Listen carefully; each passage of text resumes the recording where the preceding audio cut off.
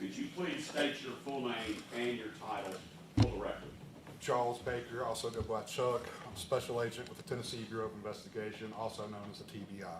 And how long have you been a special agent for the TBI? I've been with the TBI since September of 2013. So the better part of 12 years, is that right? With the TBI, yes. And before that, what'd you do? I have been a police officer here in the area. I've been a special agent with the Department of Revenue for an old drug unit that's now been abolished, and I've also was a special agent for a railroad. All right. Now, if I slip and call you Chuck, it's because I've known you a long time. Is that right? Yes, sir. All right. How many murder investigations have you conducted in your history at TBI?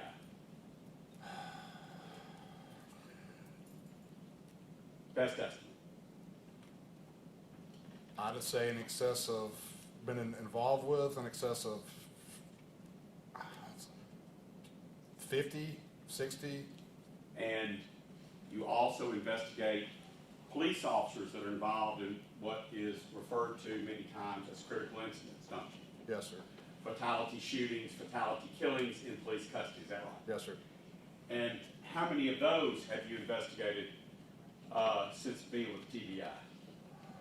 I'd say about the same amount. I would say right now, been involved with probably 60 plus.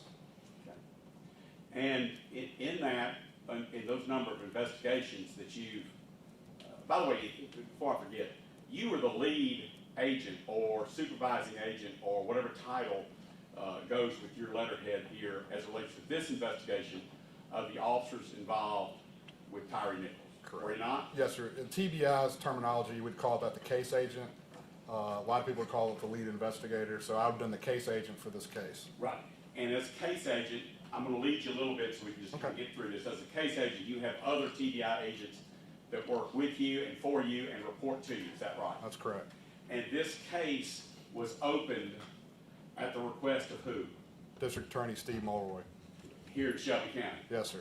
And so this is not necessarily an unusual thing for you. Is No, that sir. right? No, sir. And you would have to know how TBI gets their cases. There's memorandums of understanding, there's state law. Correct. That affect if an officer's involved in an in-custody death that the TBI will investigate. Is that right? Yes and no. We have to still have if it's an in-custody death, we have to have an actual official request from the district attorney of that judicial district. Right. And that's what happened in this case, right? Yes, sir. And when was that request given to the TBI? By DA Mulroy? It would have been given, I believe, the day after officially, or that early morning hours of the date of the incident. Would it surprise, this happened on January 7th. The original stop was around 8:30 p.m. They went to the hospital, and then would it surprise you, or were you present at Flicker Street as a TBI agent when these officers were returning to their office space? No, I was not present at the time. Were there TBI agents present? Yes, there, sir. Yes, sir. Reporting to you, is that right? No, sir, not at that time. I was not made the case agent till a little while later. I was actually out sick with COVID when the incident happened, and I actually came in a little bit later. But that's why. There was a TBI agent there representing the agency. Oh, absolutely. Yes, sir. That night. I believe so, yes, sir. Right. And so as part of your preparation for testimony today, did you go back and review the case file? Yes, sir, the best I could. It's a very large case file, so. Right. And on the night in question, by the way, do the defendants normally have you come to court, or does the prosecutor normally have you come to court? Your Honor, that's, first of all, it's an improper question. I'll withdraw it. Irrelevant, and I'll withdraw it. I'll withdraw it. I issued a subpoena for you to be here, is that right? Yes, sir. All right. Now, on the night in question, when this event happened, TBI representatives were at the Flicker Street address where the Scorpion team and organized crime use it as a headquarters, is that right? I'd have to look at the actual, Take your time. Report. Huh? I'd have to look at the actual report to know names, who was there, times and so on. Yeah, I won't be asking you names. I won't be asking you names, okay? What I'm asking you is, TBI was present at Flicker Street on the night of this incident, were they not? I'd have to look at the report once Take again your time to to give look. you, I don't have, you'd have to hand me a copy of the incident report. Can y'all be looking for that while I'm examining the witness?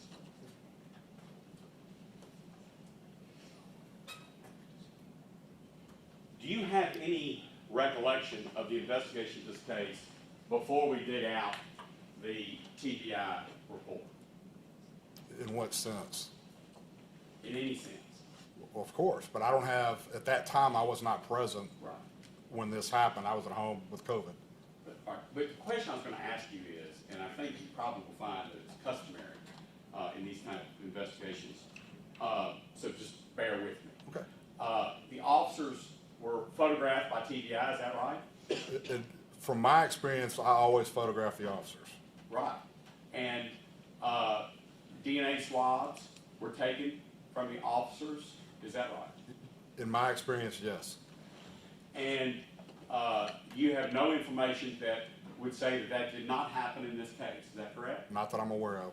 And you've known me, I'm representing to you that DNA were taken, and we'll get to the report as soon as we can. Sure. All right? Photographs were taken of the officers, DNA swabs were taken of the officers, drug analysis, urine samples were taken. Is that customary? We do not normally take urine or drug samples. That's up to the actual agency. Which would be MPD. Would it be MPD? I've never, in my personal experience, have never asked for a drug or a urine analysis involving one of my cases. Okay.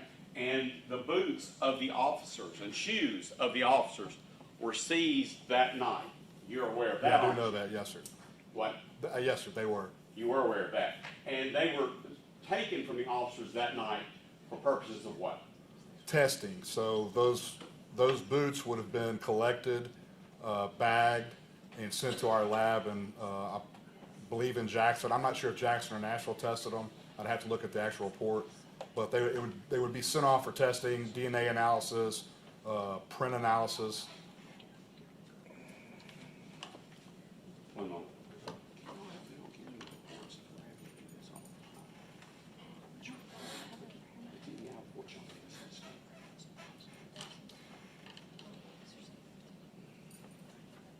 I'll move on. The TBI agents then begin a canvass of security cameras and skycop cameras in the area. Yes, sir. And there was one particular skycop camera there at Cascade and Bear Creek, is that right? Yes, sir. And did the TBI review the video footage contained on that, or captured by that poll camera? At that particular poll camera that I believe you're talking about, I believe so, but that was prior to myself looking at the video. Right, now, what I'm talking about is where the actual incident occurred, Bear Creek and Cascade. Oh, yes. So that was reviewed. You're talking by about the Skycop camera? There's a skycop camera that was right there, Bear Creek Sure. and Cascade. Sure. Did the TBI get that from the real-time crime center? Yes, sir. As part of what? The investigation. Right, I'm trying not to lead you, because I don't Right. want to get an objection. Okay? Right. All right, so you gathered up that video. Did you gather up any other, or did your agency gather up any other video? Yes, sir. What other video? So you That's have, your recollection. so you would have the camera you're talking about specifically, you would have other poll cameras in the area, other Skycop cameras, you would have body cameras that the officers were wearing, and I'd have to look back at the report, I'm not sure, it's in-car cameras. So we try to obtain all cameras whatsoever, including neighborhood cameras such as Ring cameras, people's personal cameras on their homes, anything we can find that we're going to try to attempt to obtain for the case. And you had to get that through MPD, is that right? No, sir. We'd have to get the cameras that are proprietary property of MPD, such as body cams, car cameras, but any of the other cameras, whether they belong to a business or an individual, we'd actually have to get those. We'd have to ask that individual or business for access to those cameras. I'll keep you focused on poll cameras. Okay. recently you became aware that there was a poll camera that you, as the senior case agent in this case, were not aware of. Were you not? I was not aware of it. But Until- my question, hear me out. Recently, you learned of a second poll camera that was in your file, but that you were not aware of. Is that right? That's correct. And I'm going to call that 6705. That, I believe, was hour 50, if I go back. I believe it was incident report 50. You and I reviewed it telephonically together, right? Yes, sir. And what? And that video showed what? So that video showed a pole cam on a street where there were vehicles parked. It was obviously dark. You can see cars going down the street, and at one point in that video, you can see an individual walk around a vehicle, go behind it, and then go back behind another vehicle and out of the frame. Sound correct? Yeah. And when we spoke of it, you said that you had not gotten a chance to review that video, what, 2 years after this incident, is that right? Correct. From reading the original report, it appeared to me that the original person that had reviewed it, or MPD looked at it, there was nothing of importance on it until I became aware of it, spoke with you, spoke to Mr. Hagerman, let him know what was going on, and actually wrote a supplement report on that video. And who is, to the best of your knowledge, who is that person captured in that 6705 video? So I can't specifically say who the person is, but I can say I believe that person resembles, based on what I believe it was, it resembled Mr. Nichols based on what I know he was wearing on the night of the incident. Yeah. So 2 years after this happened, the lead case agent on this case was becoming aware for the first time of Tyre Nichols captured, or somebody looking like Tyre Nichols was Yes. captured on 6705. Correct. Now, from January 7th to January 11th, I'll offer to you that Mr. Nichols passed, I think, late on the 10th.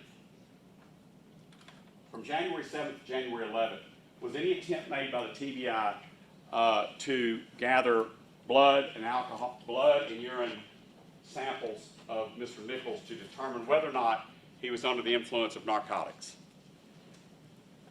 That would have become from the hospital records from St. Francis. I believe that's where he was at St. Francis. Do a favor for both of us. My question was, from January 7th to January 11th, did the TBI make any effort that you know of to obtain blood and alcohol toxicology reports on Tyre Nichols? I believe so, but I have to go back and look at the report because it's been so long.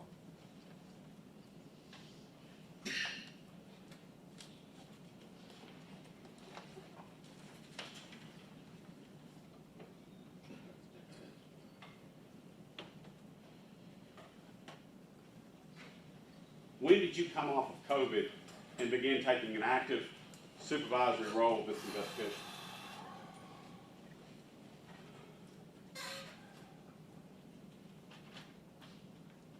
I want to say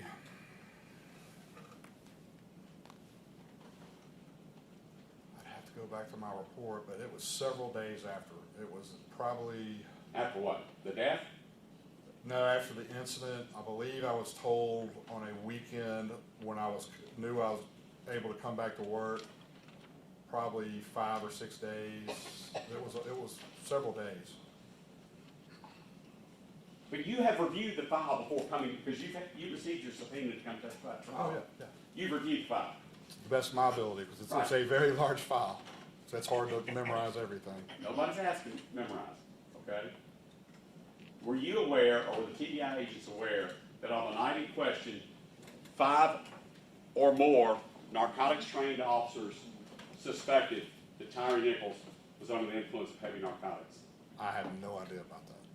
You had no idea about that. Trained narcotics officers? Did you have any idea, or did the TBI have any idea, that officers felt Tyre Nichols was under the influence of narcotics? I can't tell you how they felt because I wasn't there. I don't know. Did TBI agents review the body cams of the officers involved? Yes. When did that happen? at different times, because there's so many body cams, so many cameras. Each report would tell me exactly when and what agent reviewed that particular body cam. There's several body cams, there's so many of them that they were assigned to different agents to review. On the night in question, No, not on the night in question, but that would have been later on. you know, let me get my. I'm trying On the to night in answer, question, were TBI agents on scene at Flickr reviewing body cams? I can't answer that, I don't know. I was not there. That's not contained anywhere in the investigation file? I'd have to look at the file again, but I was not there, and I can't tell you how anyone felt or what they saw. Are you familiar with the search warrant that was issued by you on Tyre Nichols' car's contents? Yes, So are you familiar with that without the necessity of seeing a report? yes, but if you want me to tell you what the exact contents were, I had to see the report. Maybe these will stand out to you. Okay, Were illegal drugs found in that car? yes, sir, Were mushrooms found in that car? yes, sir. And that mushrooms are commonly referred to as psilocybin. Is that right? Psilocybin, correct. And psilocybin is a Schedule I hallucinogenic narcotic. Right or wrong? You're correct. Were any personal property, such as credit cards, debit cards, photo IDs, without the name Tyre Nichols on it, found in that car? Yes, sir. What was done with those credit cards, debit cards, and photo IDs? Those would have just been kept as evidence of anything found in the car. While I may not have the thousands of page reports, I do have a letter. Did you coordinate with MPD and Mr. Hagerman to return Mr. Nichols' car and contents to him? Yes. Or to his family? Yes, sir. Okay, so I don't need to look. So is that customary to return evidence to a family member, Yes. including credit cards in someone else's name? If the district attorney asked me to do it, we do it. So in this case, were you asked by the district attorney's office to return the credit cards that were found in that car? I was just asked to return the vehicle and the contents to the Nichols family. But the contents included credit cards, debit cards, and photo IDs of other people. And so I'm just asking, was that your decision or was it the DA's decision? That would be the DA's decision. So if we have someone that came in here and said her American Express card, Kelly Rogers, said that her American Express card was stolen on the night of the 31st, and a police report of 2022, by the way, October 31st, 2022, and a police report had been filed on that American Express card and her military ID cards, and yet they were found by your agents as contents in Tyre Nichols' car. Can you explain or justify how that card was given to the Nichols family? So like I told you earlier, the TBI is requested to work certain crimes. In this case, we were requested to work a case of, at the time, an aggravated assault, which turned into a homicide. There was nowhere in that request from the DA's office to work any stolen credit cards, anything like that. And in our normal case of business, we would not do that because for us, it had nothing to do with the case we were requested to work by the district attorney's office. Okay, maybe I'll stumble upon something. You were asked to investigate an aggravated assault charge. An aggravated assault of who? That may sound like a dumb question, but an aggravated assault on who? On Mr. Nichols.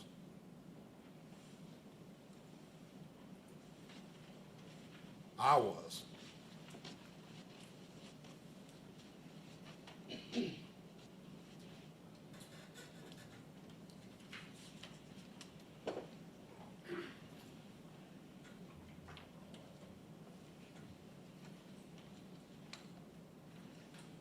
As the case agent in charge of this investigation, did it cross your mind at any point, when you got back from COVID or whatever, to get original blood and urine from Tyre Nichols in order to run toxicology screens?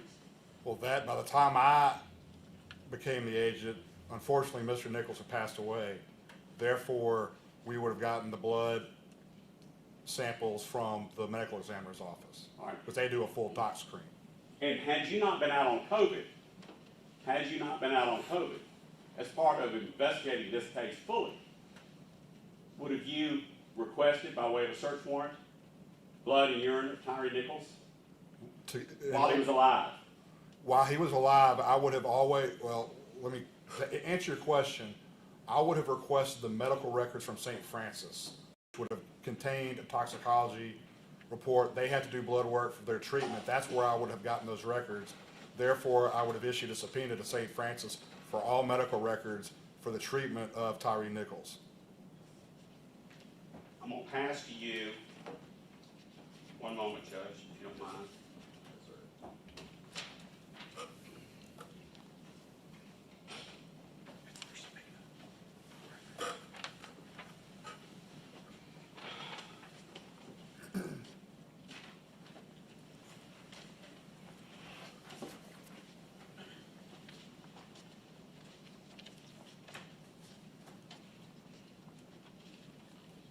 You had an opportunity to review that? Yes, sir.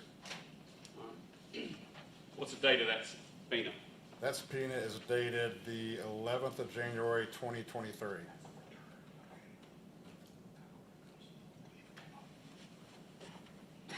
Matt, pass this. Look this document over and see if you recognize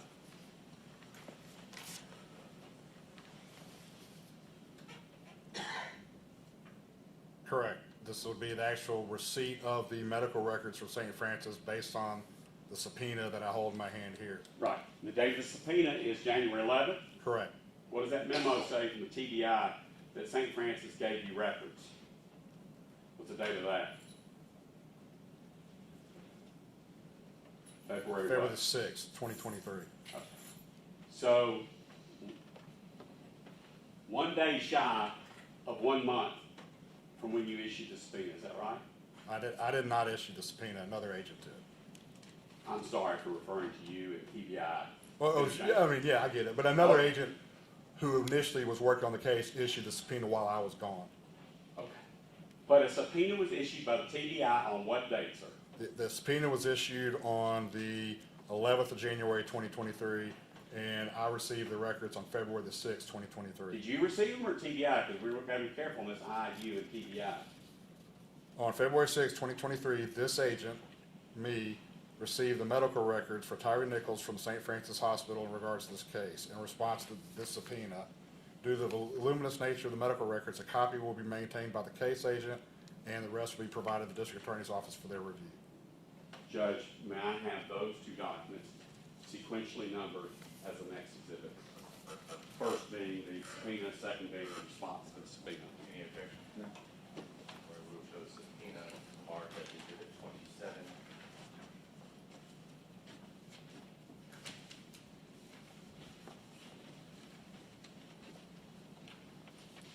We will show the subpoena return as exhibit 28.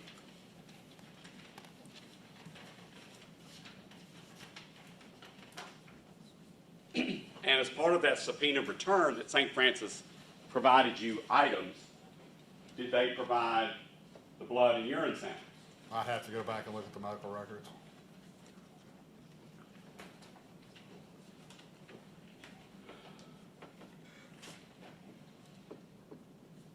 Would you agree with me that, let's see if I can do it this way. How many agents did you have from the TBI Jackson office, or any office of TBI, working the Tyre Nichols case while you were out on COVID? Kim Covington? Is that one of them? Yes, sir. Mr. Chu, is that another one? Yes, sir. Mr. Ellis, is that another one? Yes, sir. How many more? Several more. You know, you've got the lab, you've got admins, you've got analysts. No, agents. I asked about agents. Commissioned agents. Okay. And I'm talking about people who weren't even there that reviewed body cams, so you've got to add them. I'd say at least 10, but once again, I'd have to go back and report to give you an exact number. See if this sums it up. The TBI was investigating these cops. I call them cops, not out of disrespect. These cops alleged aggravated assault on Tyre Nichols, correct? Correct.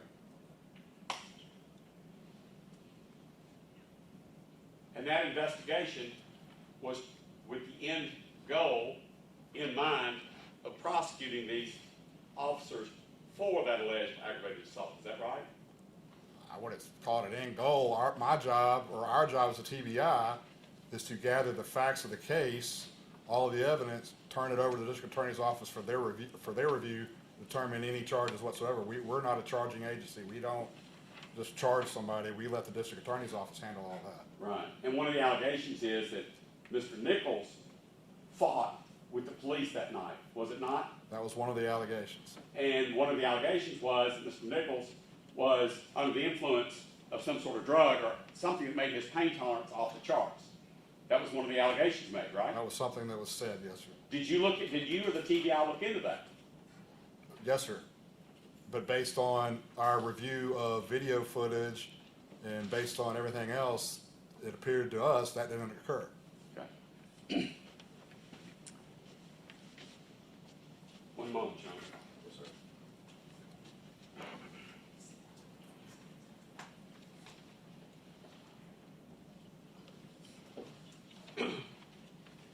You were a cop at one time in Germantown, weren't you? Yes, sir? You've had to arrest a number of people in Germantown, haven't you? Oh, absolutely. And I'm 63 years old, not great shape. You're a big man. How tall are you? 6'4". If I don't want you to put my hands behind my back, do you believe you can do it? Everybody's different. I've learned that from the smallest guy you would think you couldn't to the biggest guy. I mean, everybody's different. Right. But if a suspect, one suspect, Okay. and only one officer, doesn't want his hands cuffed, how much of a fight is it? It's always a fight. That's all I have. All right. Perry.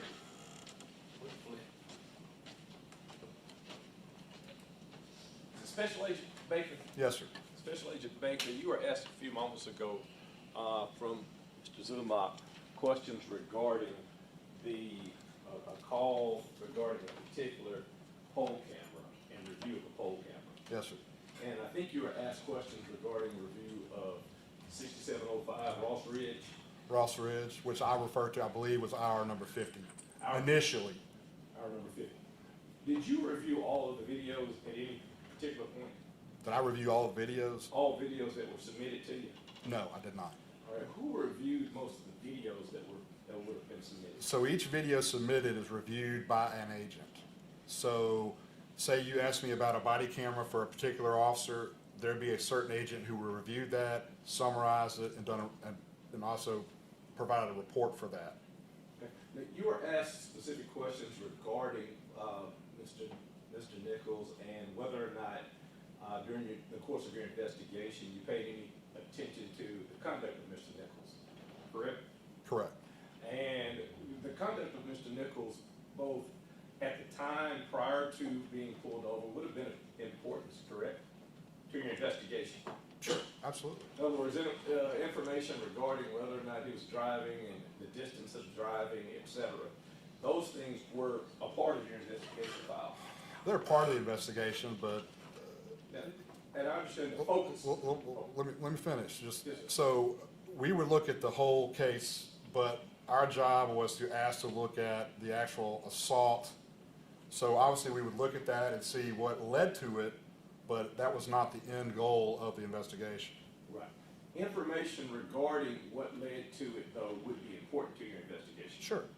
Information regarding what Mr. Nichols was doing in relations to trying to actively resist, would that have been important to your investigation? It would have been part of the case.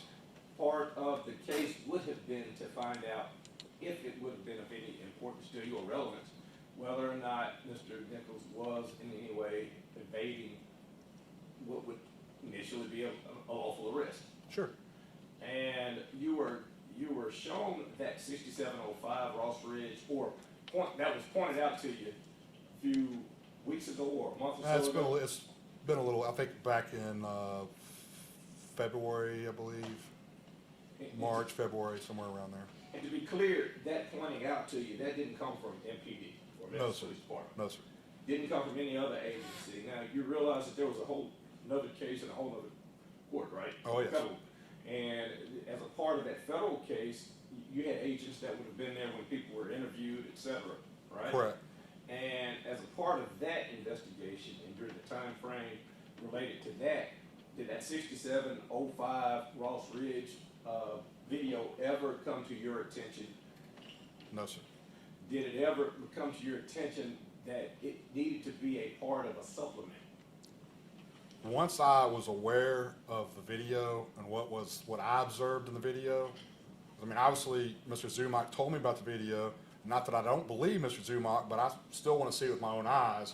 Once I saw that with my own eyes, I contacted Mr. Hagerman. I said, hey, this is an issue.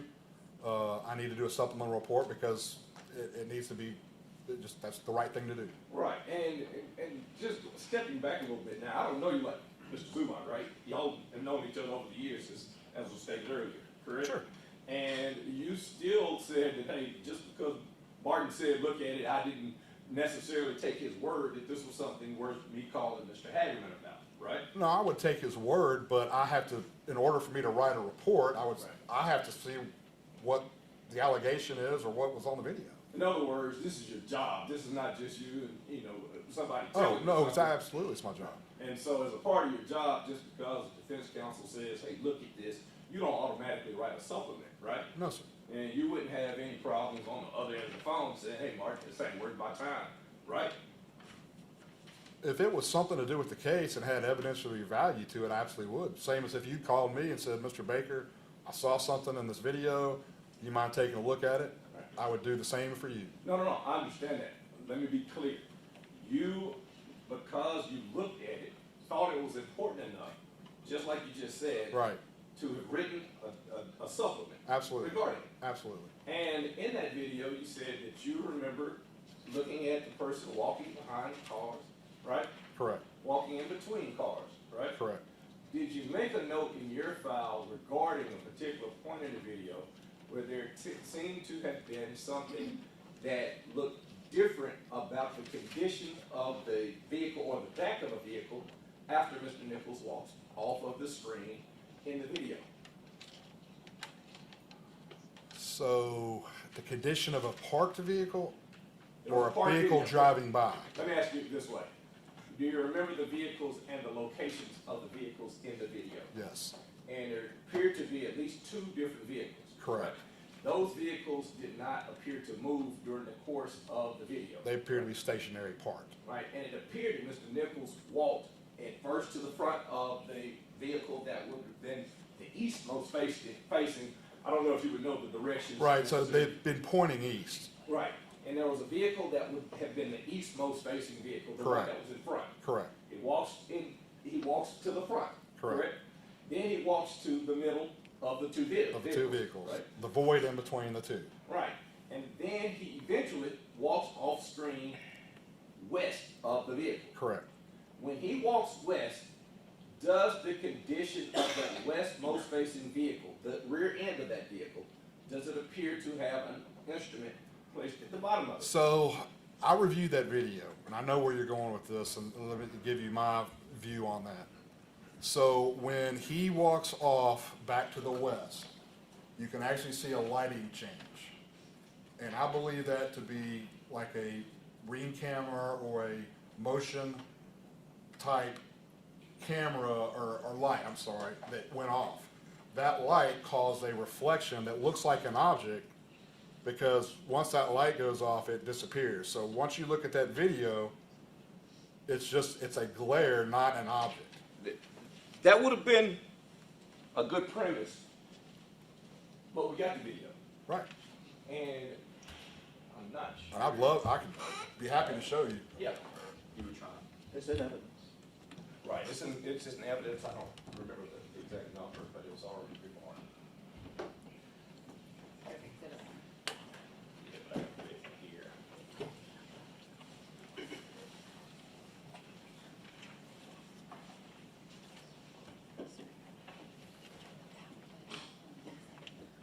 Oh, you can't do it.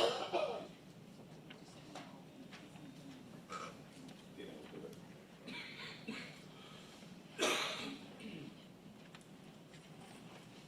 Or you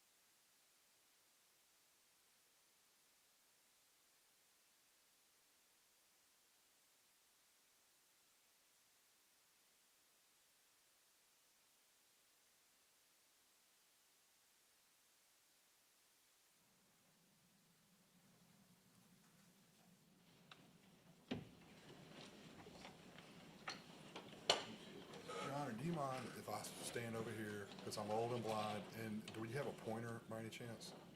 Step down, I don't know.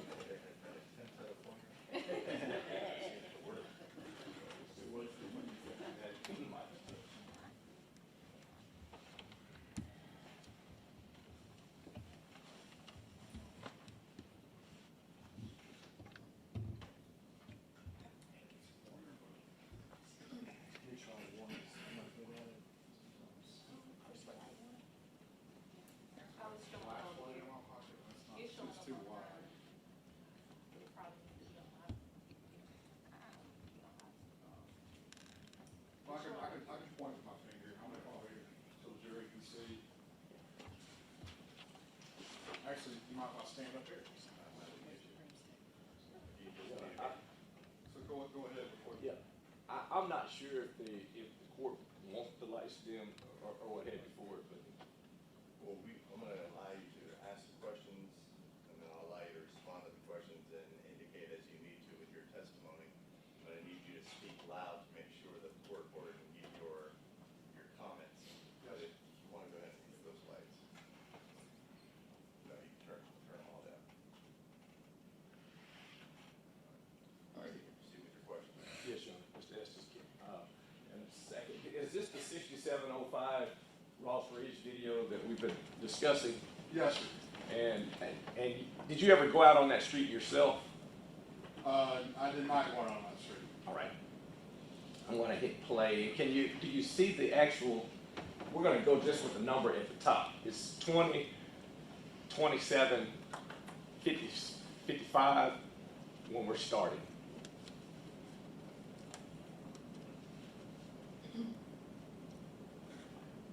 And I'm going to ask that you tell us to stop when you first see Mr. Nichols, or the suspect. The person who I believe is Mr. Nichols. Yes, sir.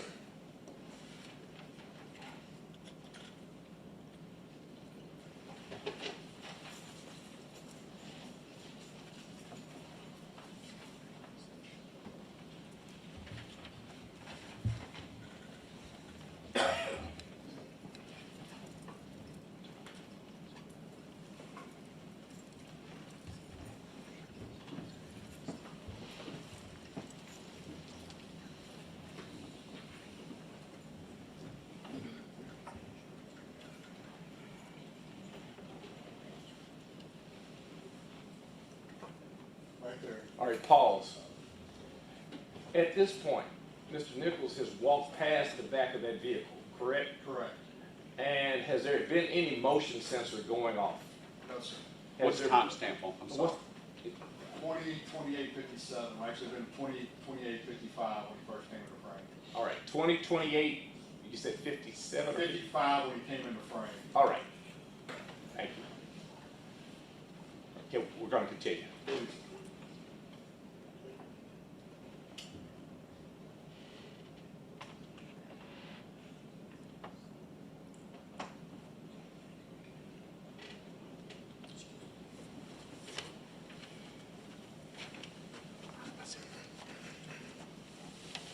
Pause. Can you give me the timestamp at the top, please? 20/29/17. All right, there's a vehicle that just drove past, is that correct? Yes, sir. Do you see any motion sensor apparently having gone off, No, sir. being triggered? No, sir. Play.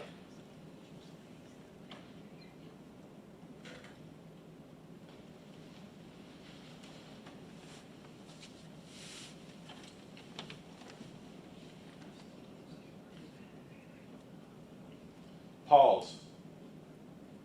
Can you read that timestamp? 20/29/33. Right. Is there another vehicle that has just driven by? Yes, sir. Did it appear that any motion sensor would have gone off? No, sir.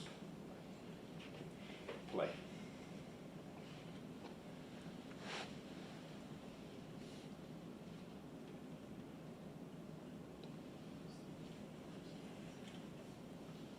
Do you see Mr. Nichols again? I do. Pause. What time is it? 20/29/49. Where approximately is Mr. Nichols at this point? Right here behind the right rear of this minivan. And if you continue, Back it up just a little bit before you continue.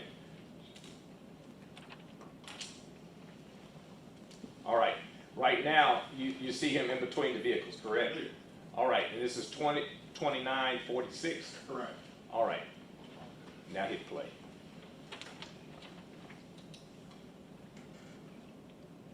Boom. Stop. 202953. That's where we have this, I believe, light come on. Here. Keep going, please. Hold on. Pause. Pause again. You point to where you say you see a light come on. You're going to have to go back about 2 seconds. All right. All right, now hit play again. You're going to see something pop on. Okay, let it play.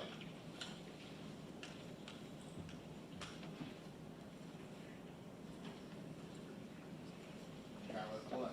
All right. That's it. 20.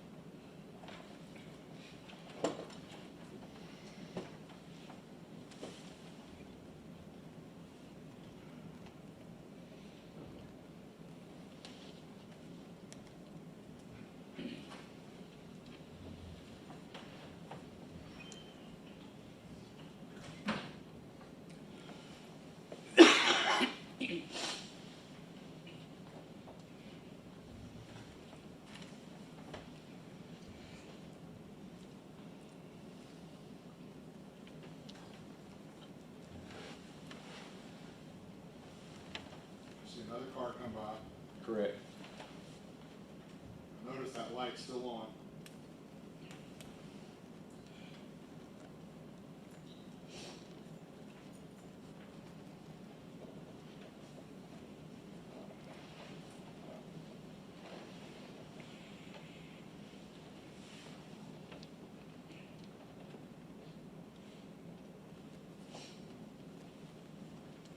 See another car come this way, right there.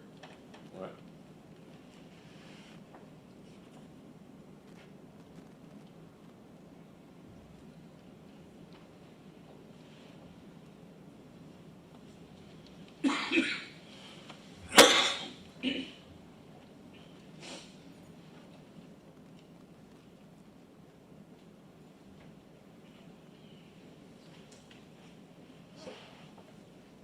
That's, I think it's from 2027 until 2029 and 52 seconds. Correct. You do not see a light at the lower portion of the vehicle, correct? Correct. And then after Mr. Nichols walks past the vehicle, immediately, there appears to be an object at the bottom of that vehicle, not from the top. Talking about right here? Yes. That's when the light comes on. If you notice, we go back and start with where the light comes on. Let's do it one more time.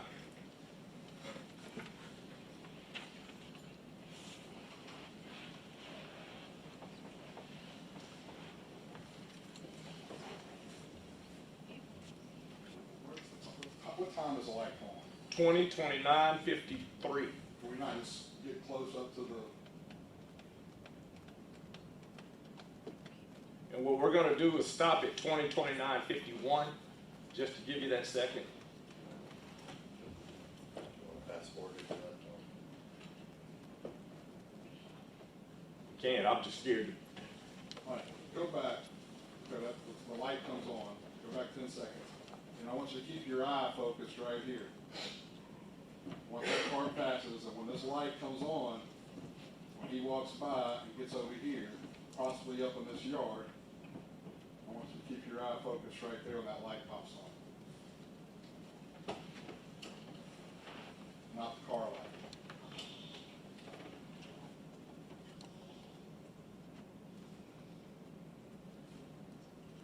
There's the individual. Right.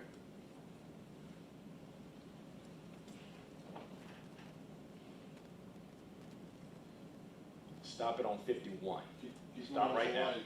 Bingo. Right. That light comes on, that right there pops on. In my experience, from cameras and lighting and stuff like that, that's gonna be a reflection.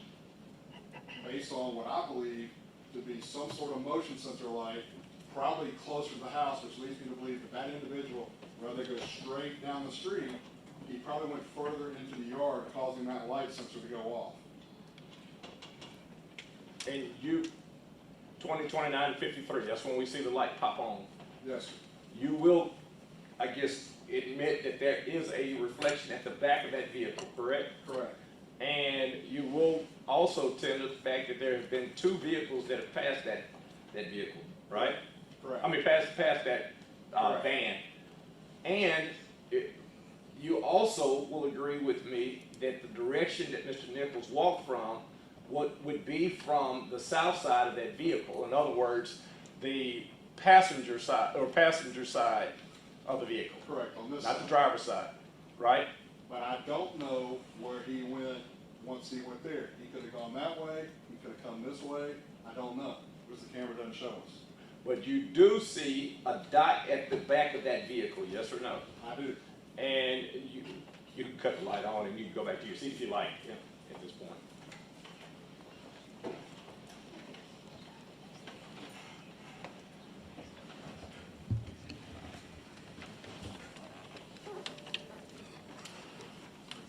Do you remember when these videos would have been received from TBI? I have to look at the case report to give the exact date.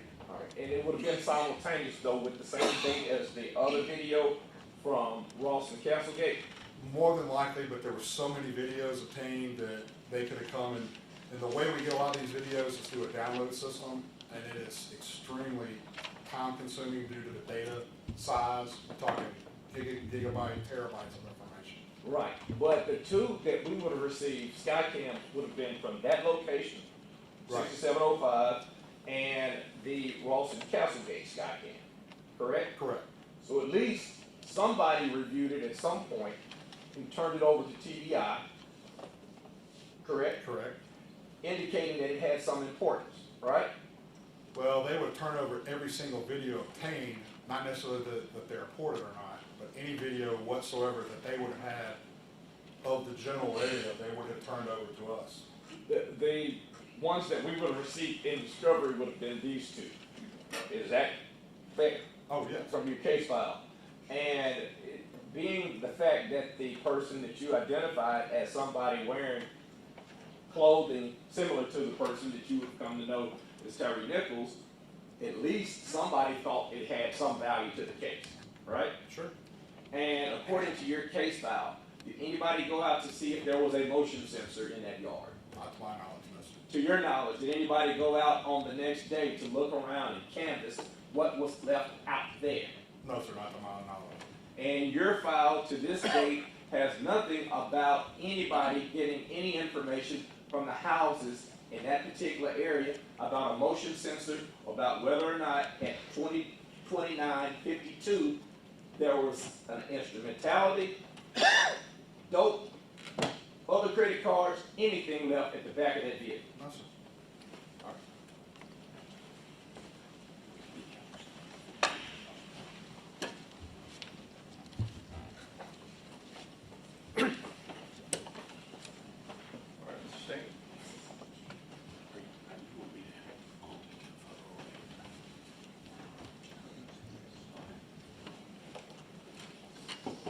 Good afternoon, Agent Becker, Mike Stengel, and I represent Demetrius Taylor. First, on this 6705 Ross Ridge video, Ross Ridge is in between the intersection of Ross and Rains and Ross and Castlegate, correct? Correct. And part of the reason you can attribute this video and the person slinking around those 2 cars as consistent with Tyre Nichols includes the time of this video, correct? Correct. It's in between him fleeing the officers at the traffic stop at Ross and Rains, Correct. and him running from officers at Ross and Castleton. Yes. And as the case agent, you're aware, you've already testified, that Mr. Nichols' car was searched, correct? Yes. It was searched pursuant to a warrant that the TBI got as part of this investigation. And photographs were taken of the contents of his car. Correct. Prior to anything being returned to him, correct?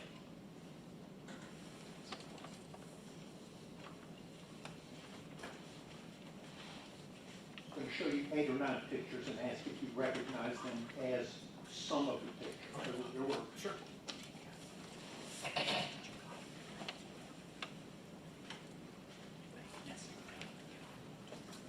Give me a second to ponder these photographs.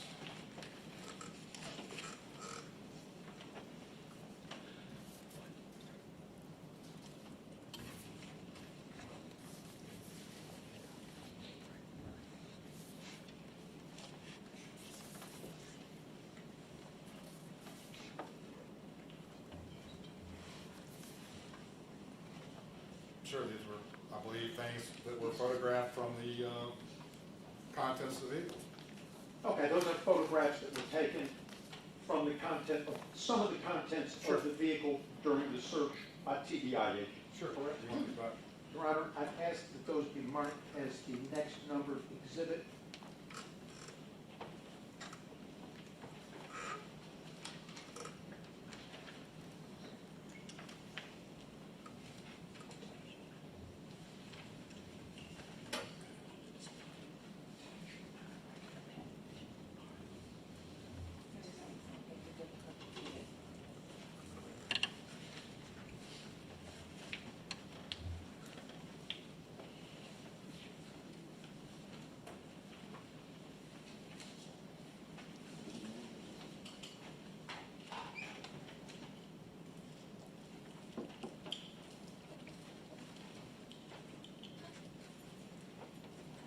So these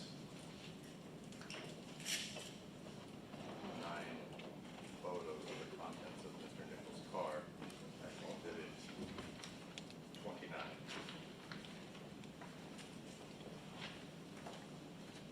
And before I get permission to publish these, Agent Baker, they were of credit cards, debit cards, correct? Yes. That were found in the car. And when law enforcement took the pictures, some of the names and numbers were blanked out, correct? I believe so, yes. If I may publish that. Is this a photograph of a Visa commercial card that was in Mr. Nichols' car when it was searched? I believe so, yes, sir. This is the back. Yes, sir. Here is another picture of a credit card that was in his vehicle when it was searched, correct? Correct. A picture of the back of that Yes, card. yes. And here is a picture of a learner's permit for an Oswaldo Garcia Pena that was in his car at the time it was searched, Correct. Picture of the back of that learner's permit, correct? Sure. The picture of a Twist debit card that was in his vehicle at the time, correct? Correct. And a picture of a back of a MasterCard that was in his vehicle, correct? Correct. And a picture of a high school ID for a Jordan Riley that was in his car at the time of the search, correct? Correct. And to your knowledge, those documents were returned to the Nichols family as part of the contents of his car, I correct? believe so, yes, sir. Now, you also testified that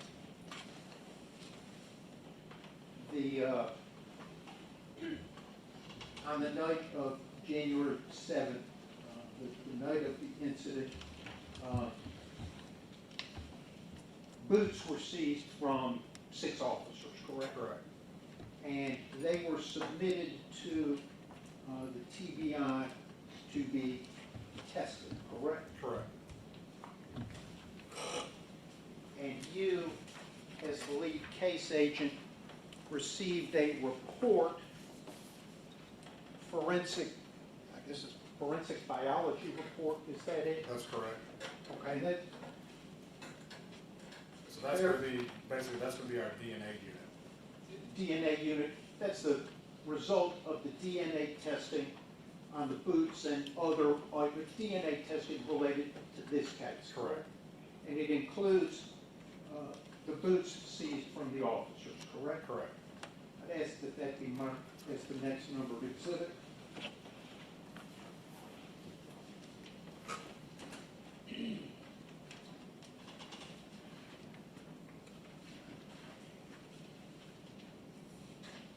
All right, we'll show the TBI forensic biology report, 7 pages, and exhibit 30.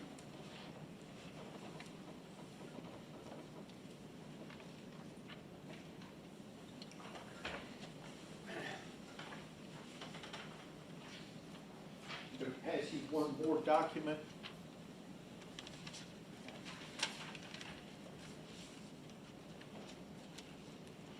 You testified that there were psilocybin mushrooms seized from during the search of Mr. Nichols' car, correct? Yes, sir. And of course, that being a Schedule I narcotic, it was not returned as contents to the family, was it? No, sir. It was seized and sent off for testing, Yes. correct? And you, as the case agent, received a report on the testing of those items submitted, correct? Yes, sir. And in addition to the mushroom, there was also some plant material and paraphernalia sent for testing, correct? It was.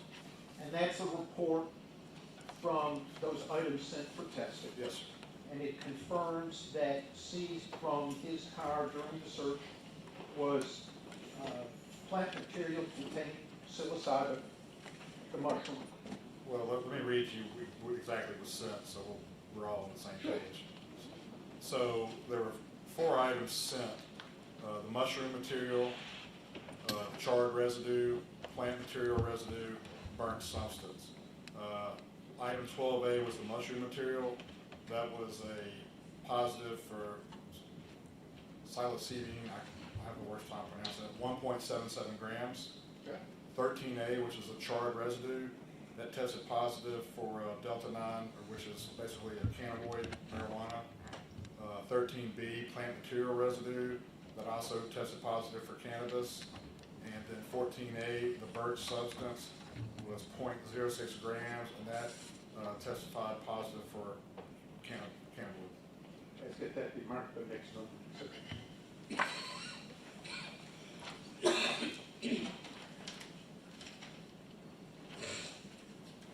So the forensic chemistry report, 2 pages, marked as exhibit 31. No, we have stipulated to that, even though the toxicologist and the DNA expert's not here. There's an agreement we reached with Mr. Single and everybody early on. All right, thank you. Pass the witness, Your Honor. All right, state. All right, first, we told you a couple days ago that the air conditioner was out of here, didn't we? You did, and I'm very thankful for, I'm I not. know the jurors are thankful as well. They don't know how thankful, because I'm not gonna tell them what you threatened to wear if the air conditioner was still on. Right, well, they don't want to know. So that we keep secret, okay? This started, you said, as a aggravated assault case, is that right? Yes, sir. Can you explain why? Well, initially, when you have a case like this, a lot of times the actual aggravated assault would be Like in an officer-involved shooting or a lot of custody deaths, the actual aggravated assault victim would be the actual law enforcement officer. In this case, it turned out to be the opposite, where the victim of this was the victim of an aggravated assault. I got you here, the victim wasn't a law enforcement officer. Correct. Were the suspects law enforcement officers? Yes, sir. And why did it start out aggravated assault versus murder? Because Mr. Nichols, at that point, was still alive. When he died, did it become murder investigation? Became a murder investigation once he passed. Now, when law enforcement officers, MPD officers, are suspects in criminal cases, does MPD investigate that? A lot of times they do. In this case, since it was such a serious issue, and then it was determined to be what we would call an in-custody death, 99% of the time the TBI is when you call it in to investigate. TBI, in that situation, MPD makes a late night phone call to the district attorney, is that right? Correct. District attorney makes a late night phone call to TBI, is that correct? Calls TBI, And then y'all take over the investigation. take it up. And that's how this works. Correct. You, though, were out. I was out during the first several days of this.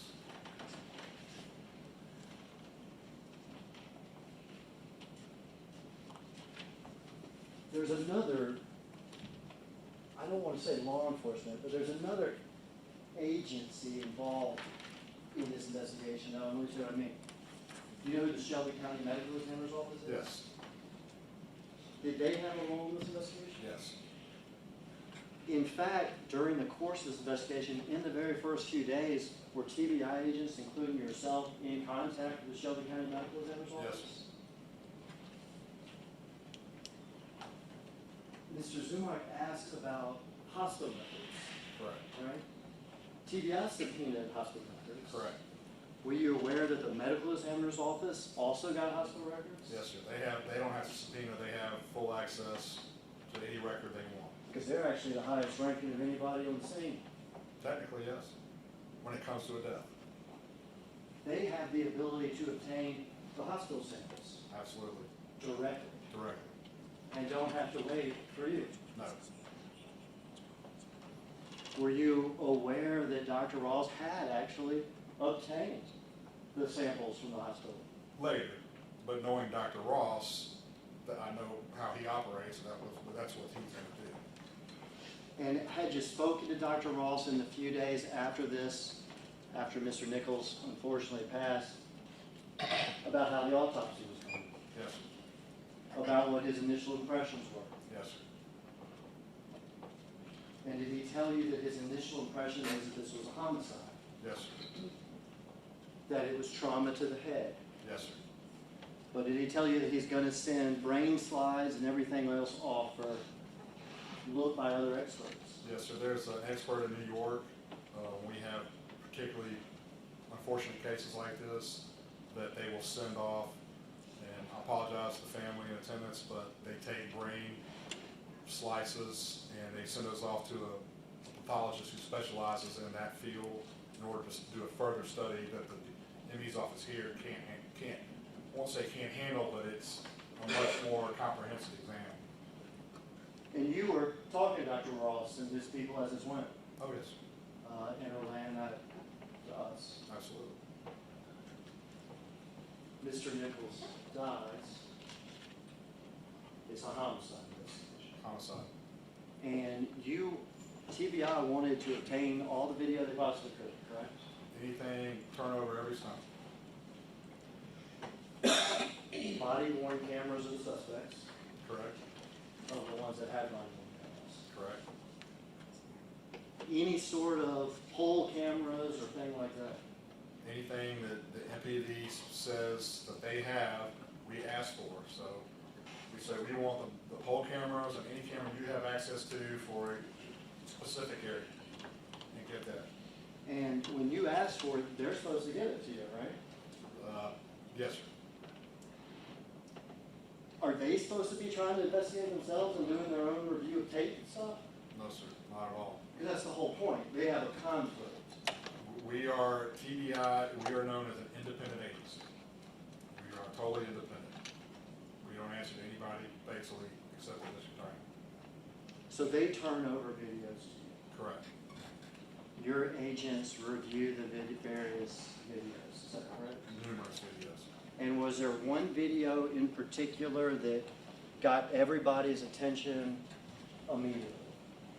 Yes. And what video is that?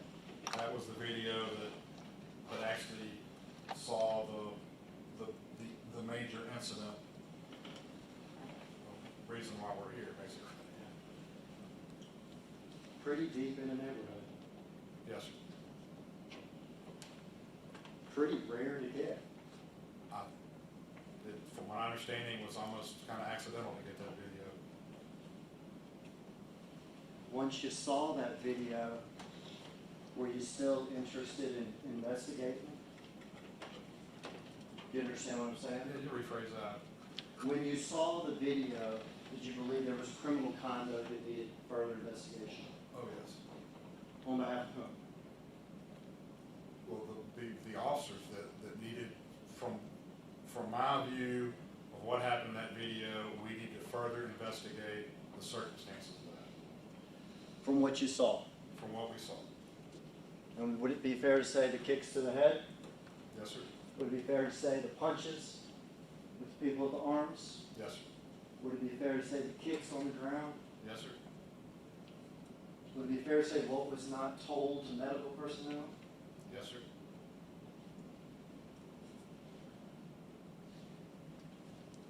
Well, did you still want to investigate that after you found, like, how many grams did you say?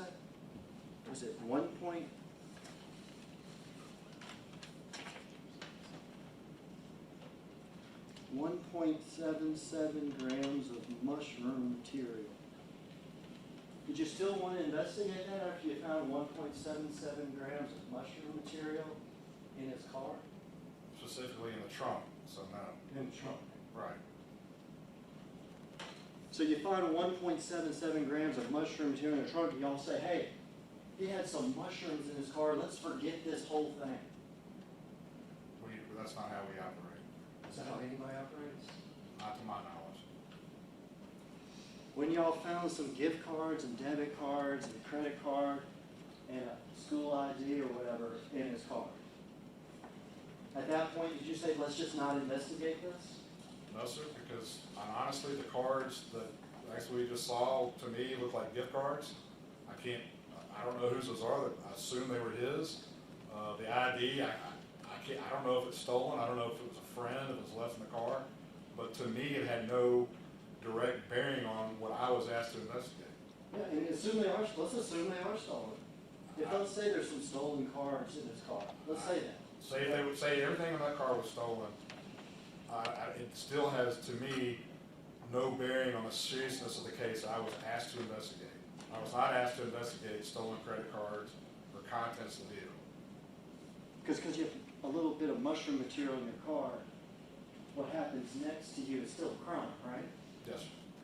Because you have some cards, gift cards, or credit cards, whatever you want to assume they are in your car, what happens next to you is still a crime, right? Correct. And if I'm right, y'all found this, obviously, after all this happened, correct? Yes, sir. These police officers here on trial and the other two, they hadn't found it. No, sir. They didn't even know about it. No, sir. So is it fair to say that what happened on that poll cam, the surprise, the coincidence, the luck of catching that, has nothing to do with mushroom material in the car, or cards in the car, or anything else these officers didn't even know about? No, sir. So you just keep investigating? Absolutely.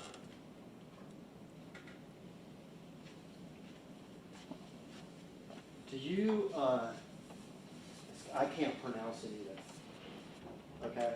Psilocybin or, you know, I can't pronounce it either.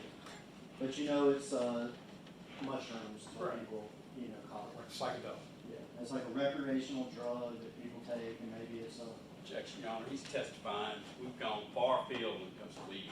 Objection, leading, testifying. This is cross-examination, so I'll out for the leading questions, but I'll go ahead and just ask the question. Is it some type of recreational hallucinogen, like something like that? Oh, yes. And let me pass you this picture here. What's that there?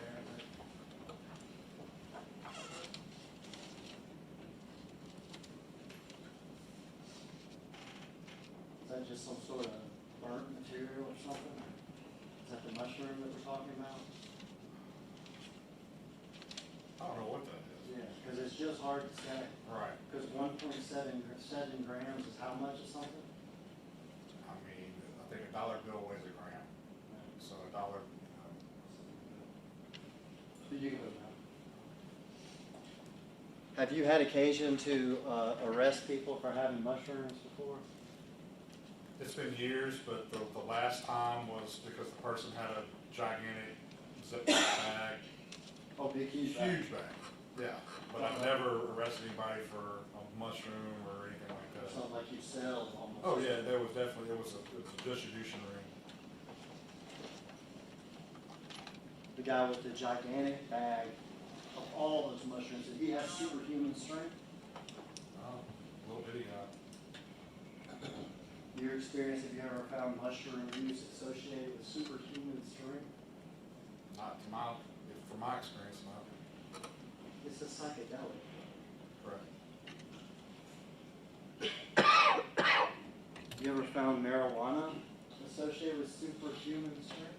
Yeah, I'm not going to predict his qualifications. He's not qualified as an expert in any of these areas. He can testify to his experience, but he's not a pathologist. He's not been attended by this person as any sort of pharmacologist.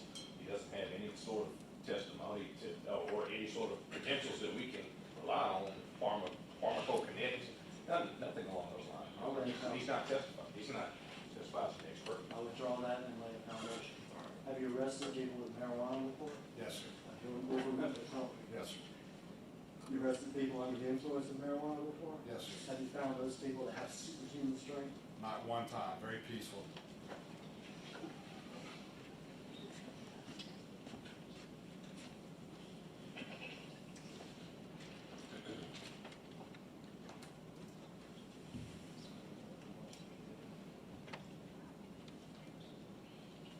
That's all my questions, Judge.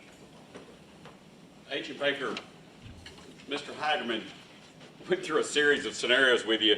Oh, we found a small mushroom. Stop investigating this death.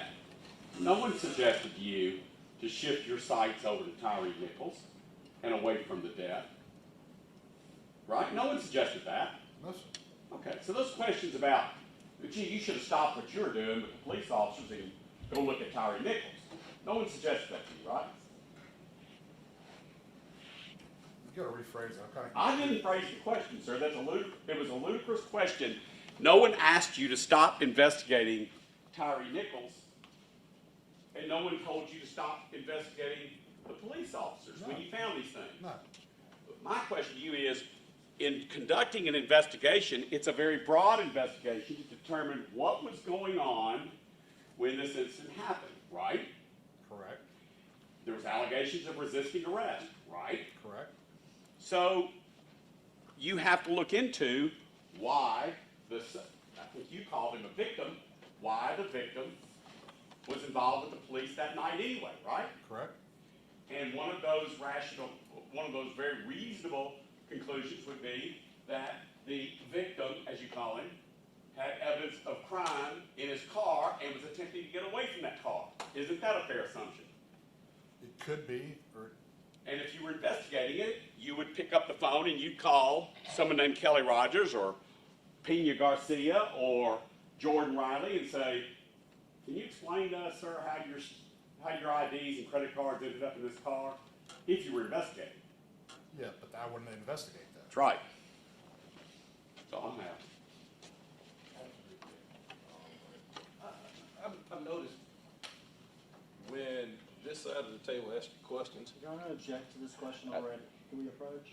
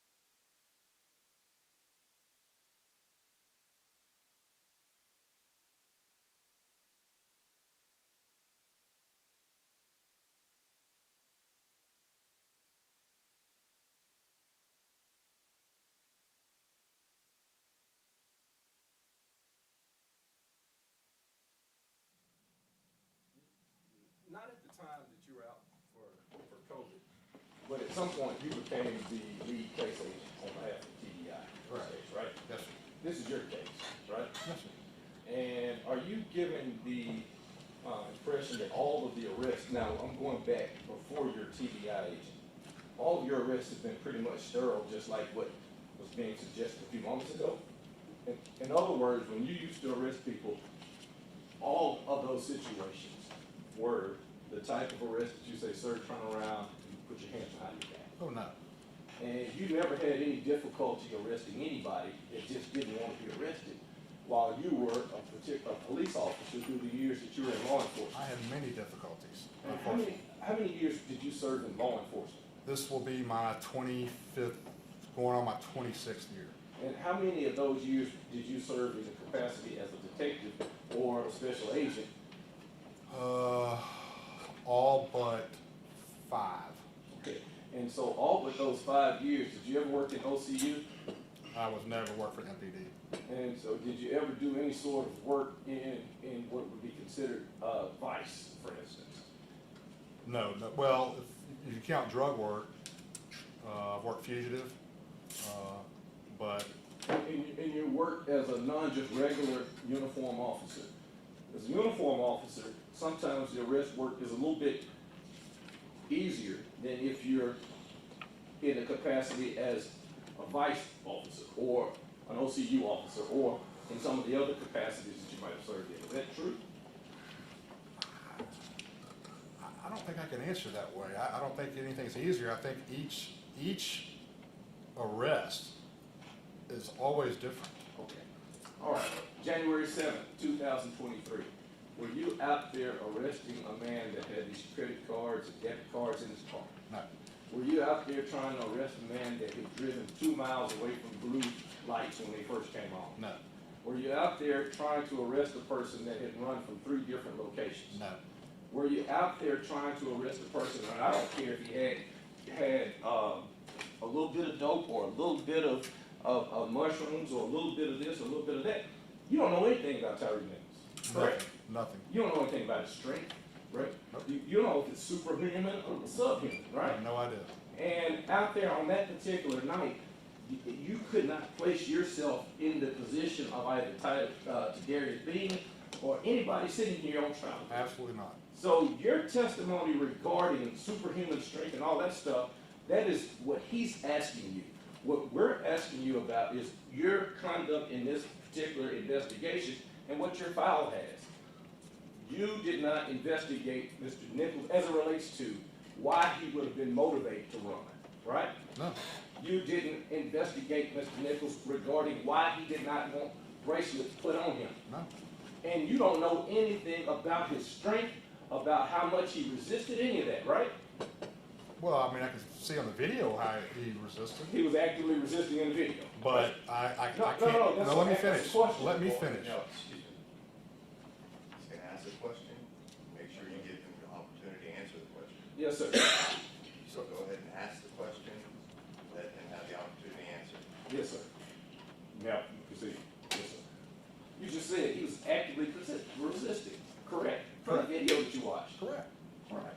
And you weren't out there to know how difficult it would have been to get him to stop actively resisting. Absolutely not. That's all we want. Nothing further, Your Honor. You were doing a completion answer and you didn't get to, you were asked about his resistance in the video. You know, I'm not there. I can't put myself in those officers' shoes. I mean, I think he's trying to get that. You know, you want to put yourself in the officer's shoes. You know, I want to know what they did, what they saw, but based on the investigation, this is what I saw. But I can't tell you Mr. Nichols' strength. I can't tell you anything about his past because I don't know.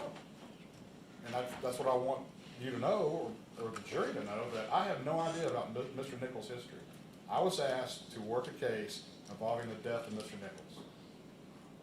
And what was the reason behind it, and who possibly caused it. Turn over that information to the district attorney and let them decide how to move forward. And what you turned over included that poll cam footage Yes, that you consider crucial.